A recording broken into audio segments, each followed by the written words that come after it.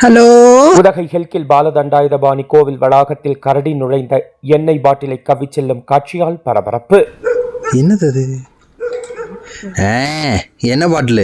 என்ன பாட்டிலா? ஆமாம் ஆமாம், பிளாஸ்டிக் எண்ணெய் பாட்டில். இருடி ஆட்டாதடி. இங்கே பாரு, என்ன அழகாக எடுத்துகிட்டு போகிறான் பாரு. எண்ணெய் பாட்டில் குடிக்கிறானா? குடிக்கல.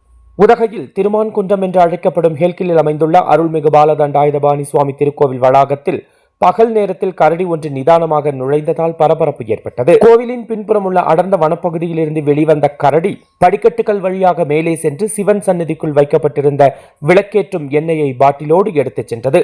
இந்த காட்சியை அங்கிருந்த ஒருவர் தனது கைபேசியில் பதிவு செய்து சமூக வலைதளங்களில் வெளியிட அது தற்பொழுது வைரலாகி வருகிறது. வைல்ட் லைஃப் வால்பாறைக்காக நமது செய்தியாளர் சரவணன். பக்கமா இருக்கு. சாப்பாட்டு எண்ணெயை தூக்கிட்டு போறதுக்கு சாப்பாட்டு எண்ணெய் இல்ல, தீப எண்ணெய்.